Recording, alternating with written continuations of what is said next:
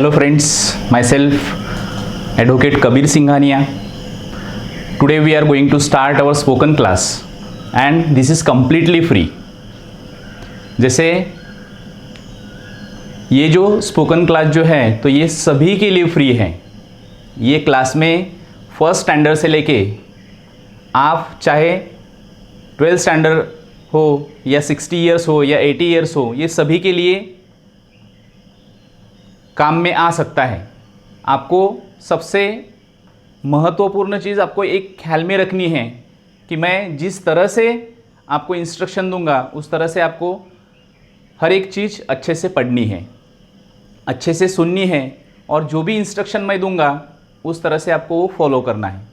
तो चलो दोस्त, आप सभी का magical world of spoken English में स्वागत है। आज हम सीखने जा रहे हैं how to speak in English language, how to write in speaking in English language, how to make your conversation in English language. Ultimately आपको इंग्लिश में बात कैसे करनी है, इंग्लिश में कैसे लिखना है, इंग्लिश में कैसे पढ़ना है, ये सब चीज़ें अच्छे से आपने पढ़नी है। तो चलो, अपन जो भी बात करते हैं, जो भी लिखते हैं, जो भी अपन पढ़ते हैं वो क्या एग्जैक्टली क्या होता है। तो इंग्लिश लैंग्वेज में चाहे या मराठी लैंग्वेज में या हिंदी लैंग्वेज में, ये सभी लैंग्वेज जो है तो वो लैंग्वेज में सिर्फ 4 प्रकार के सेंटेंसेस होते हैं। वो 4 प्रकार के कौन से सेंटेंस है अपन अच्छे से देख लेंगे। तो चलो, there are 4 kind of sentences.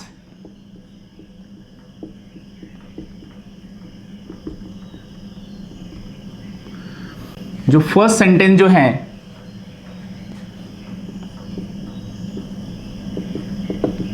Assertive, declarative,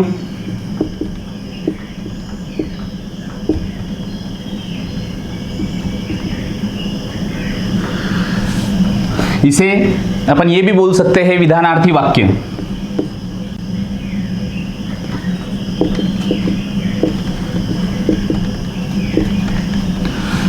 दूसरा सेंटेंस जो है interrogative sentence.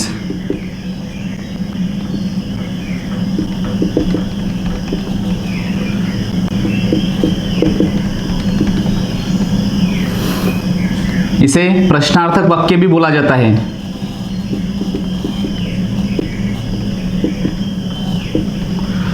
Third sentence imperative sentence.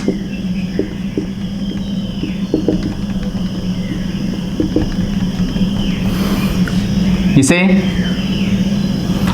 जो कमांड जो बोलते हैं, जैसे अपन इसमें मराठी में और हिंदी में अगर बोला जाए आज्ञार्थी वाक्य।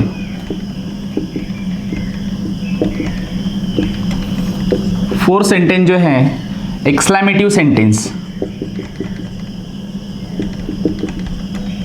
और एक्सक्लेमेटरी भी आप बोल सकते हो।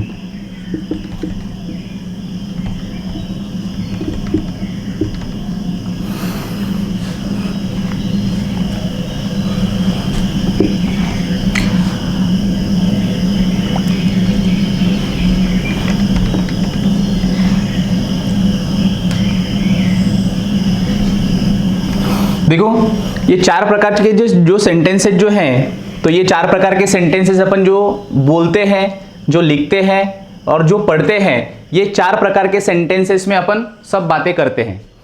तो ये जो 4 प्रकार के जो सेंटेंसेस हैं, ये अगर अपन ने पढ़ लिए तो अच्छे से अपन इंग्लिश में बात करना, इंग्लिश में लिखना, इंग्लिश में पढ़ना, ये सभी चीज़ें अपन कर सकते हैं।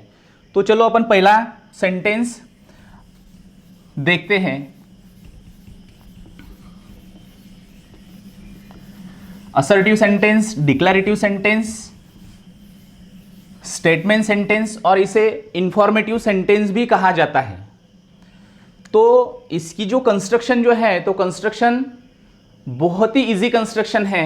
जैसे subject plus verb plus object plus complement. Subject plus verb plus object plus complement, ये जो कंस्ट्रक्शन जो है, तो सबसे मेन आपको ये कंस्ट्रक्शन याद में रखनी है, ये याद में रखने की ज़रूरत भी नहीं है आपको। तो सिर्फ आपको ये देखना है कि ये क्या है, सब्जेक्ट क्या है, वर्ब क्या है, ऑब्जेक्ट क्या है, कॉम्प्लीमेंट क्या है। कोई भी सेंटेंस अगर अच्छे से बनाना है तो उसमें आपको सबसे मेन ये पता लगना चाहिए कि ये सब्जेक्ट क्या है, वर्ब क्या है, ऑब्जेक्ट क्या है, कॉम्प्लीमेंट क्या है। तो सबसे पहले अपन ये देखेंगे कि सब्जेक्ट क्या है। जो भी चीज़ रहेगी उसके लिए, जिसके लिए अपन बात करते हैं, वो बात करने का जो टॉपिक जो है तो उसे अपन क्या बोल सकते हैं, सब्जेक्ट बोल सकते हैं।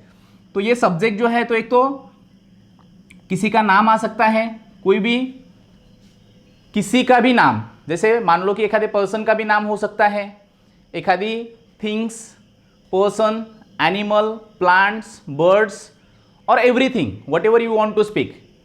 किसी का नाम हो सकता है या वो नाम के अलावा जो वर्ड अपन यूज़ कर सकते हैं वो हो सकता है। तो ये सब्जेक्ट जो है तो ये सब्जेक्ट आपको इतना ख्याल में रखना है कि जो भी चीज़ के बारे में अपन बात करना चाहते हैं उसे सब्जेक्ट बोला जाता है। अभी ये जो है तो ये वर्ब जो है तो ये वर्ब जनरली 2 टाइप्स के होते हैं, एक्सिलरी वर्ब और ये मेन वर्ब। ये जो एक्सिलरी वर्ब जो है तो ये एक्सिलरी वर्ब यहाँ पर generally 24 kinds of axillary verb, और ये मेन वर्ब जो है तो ये मेन वर्ब आप बोल सकते हैं कि इनफाइनेट है, बहुत सारे मेन वर्ब हैं। तो ये आप ख्याल में रख सकते हो, सब्जेक्ट जो है तो कोई भी चीज़ का नाम या वो नाम के अलावा उसे जो वर्ड दिया जाता है तो वो यहाँ पे सब्जेक्ट अपन ले सकते हैं। वर्ब जो है तो वर्ब एक्सिलरी वर्ब हो सकता है और वो मेन वर्ब भी हो सकता है। ऑब्जेक्ट जो है जिसके ये जो सब्जेक्ट जो है तो ये सब्जेक्ट क्या करना चाहता है, जिसके बारे में ये बातें करते हैं अपन, और जो बात करना है तो उसमें ऑब्जेक्ट एंड कॉम्प्लीमेंट जो है तो ये पर्टिकुलर सिचुएशन जो है तो अकॉर्डिंग टू सिचुएशन वो आ सकता है। तो ये जो सब्जेक्ट एंड वर्ब जो है तो ये सबसे मेन ये 2 ही पार्ट है। ये 2 पार्ट अगर आप अच्छे से लिख सकते हैं तो ये जो ऑब्जेक्ट जो है, ऑब्जेक्ट एंड कॉम्प्लीमेंट जो है तो ये इजीली आप सेंटेंस में ले सकते हो। तो उसमें अभी सबसे मेन जो है तो ये सबसे मेन सब्जेक्ट के बारे में जो है, क्योंकि अभी सेंटेंस बनाना सीखना है तो सेंटेंस बनाना सीखने के लिए जो है तो ये सब्जेक्ट यहाँ पे आपको वो भी ख्याल में रखने की ज़रूरत नहीं। जो भी चीज़ के बारे में अपन बात करना चाहते हैं, जो भी चीज़ के बारे में अपन बात करना चाहते हैं उसे सब्जेक्ट अपन कह सकते हैं। और वर्ब जो है तो ये सबसे मेन जो है तो ये सबसे मेन आपको ये ख्याल में रखना है वर्ब। तो ये वर्ब एक्सिलरी वर्ब भी हो सकता है, मेन वर्ब भी हो सकता है। तो जैसे मैंने बहुत इंटरेस्टिंगली इनको जो नाम जो दिए हैं तो वो इंटरेस्टिंगली जो अपने घर में जो कर्ता पुरुष जो होता है, जैसे कि अपने पिताजी, तो वो उनको अपन सब्जेक्ट कह सकते हैं। वो जो कार्य करते हैं तो उसे अपन ये क्या बोल सकते हैं, वर्ब बोल सकते हैं। बाकी जो है तो जिस ऑब्जेक्ट के साथ में वो बात करना चाहते हैं या जो भी करना चाहते हैं तो वो जो हुआ ऑब्जेक्ट हुआ, ये कॉम्प्लीमेंट हुआ। इतनी इजीली ये कंस्ट्रक्शन है। अभी सबसे मेन आपको ये पढ़ना है और ख्याल में रखना है कि ये जो वर्ब जो है this is the heart of sentence, this is the heart of sentence. ये वर्ब जो है तो ये वर्ब ये सेंटेंस का हार्ट अपन बोल सकते हैं। इसके बारे में जो है तो रूल जो आपको ख्याल में रखने हैं तो वो रूल सब्जेक्ट एंड वर्ब के बारे में आपको रूल ख्याल में रखने हैं। जैसे आपको बहुत अच्छे से पता है कि अगर इंग्लिश लैंग्वेज अगर सीखनी है तो उसके लिए पार्ट ऑफ स्पीच वगैरह सीखना जरूरी है, टेंसेस वगैरह सीखना जरूरी है और ग्रामर वगैरह सीखना जरूरी है।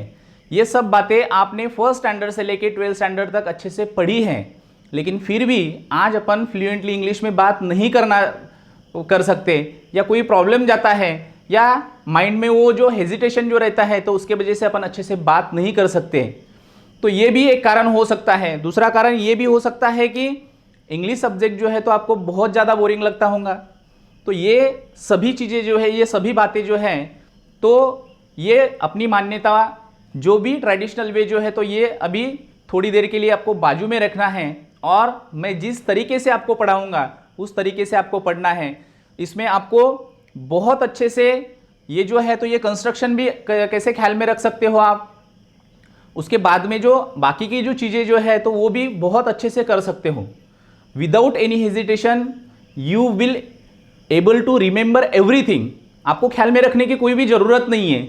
इसीलिए मैं कहता हूँ कि आपको अगर इंग्लिश स्पीकिंग अगर करनी है, इंग्लिश में अगर अच्छे से बोलना है, तो उसके लिए यहाँ पे कोई भी एजुकेशन की ज़रूरत नहीं। मैं तो ये कहता हूँ आपको कि आपको ABCD भी अगर नहीं आती होंगी तो भी चलेगा, लेकिन आपको आज से शुरू से लास्ट तक, जब तक आप कॉन्फिडेंटली इंग्लिश में बात नहीं करेंगे तब तक अपन ये जो है तो ये स्पोकन इंग्लिश क्लास फ्री में लेंगे।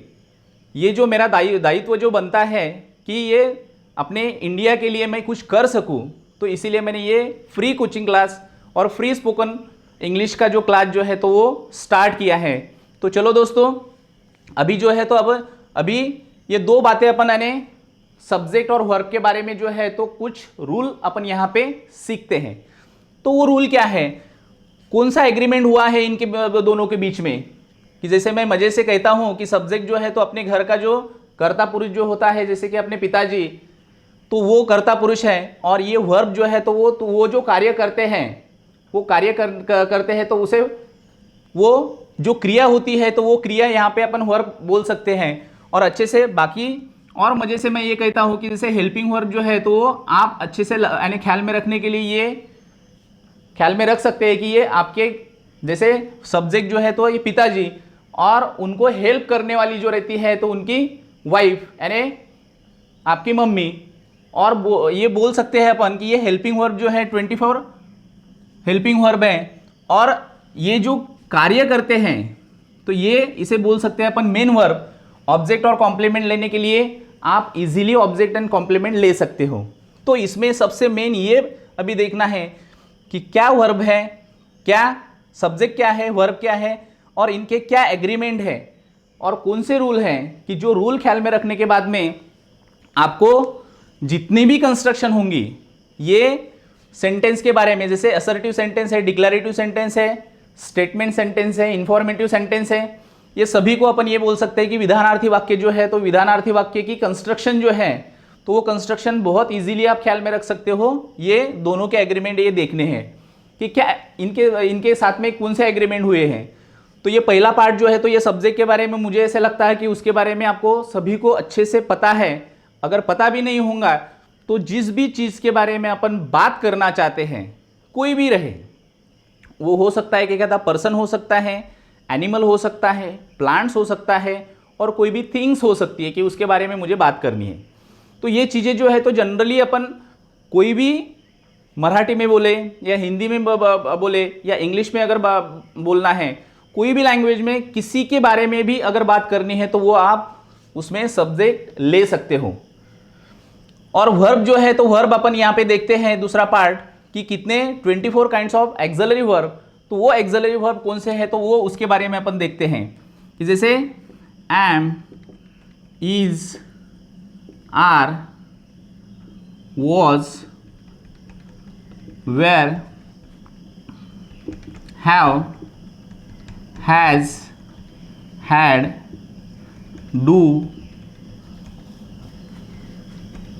does, did, can, could, shall, should, will, would, may,